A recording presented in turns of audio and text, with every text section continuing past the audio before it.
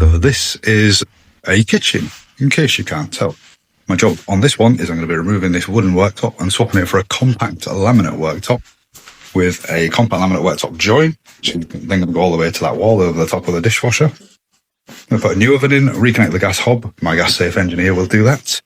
I'm also going to router out drainage grooves for the new undermount sink that's going in as well. So that should be interesting. I now have everything out.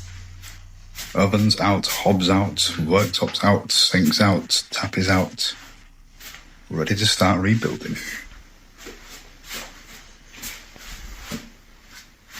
One section of worktop is now ready. I've done a hob cutout, trimmed the length, routed out some bolt holes to go underneath to hold the sections together. Fast forward in time a little fraction, and I'm now routering out drainage grooves for the second section of worktop so that water drains into the undermount sink. And there you have it. Very nice looking draining grooves.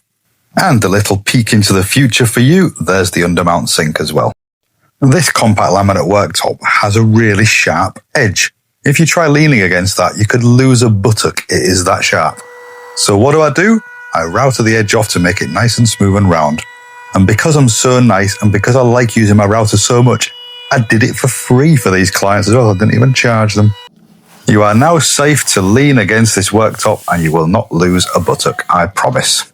And we miss a few steps. And here it is, the final finished product. New oven, new gas hob, done by a gas safe engineer, of course. I just did the cutouts.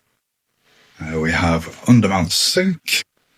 We've routed out draining grooves. Got nice seamless joins all routed out underneath for bolts. Trim routed the edges to make it nice and round because it was very sharp when it was delivered. And there we have it.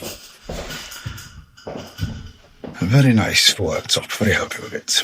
If you would like to watch something else, top left is probably my best video, I would say, in my humble opinion. Cheeky little subscribe button in the middle there, and top right will be my latest video.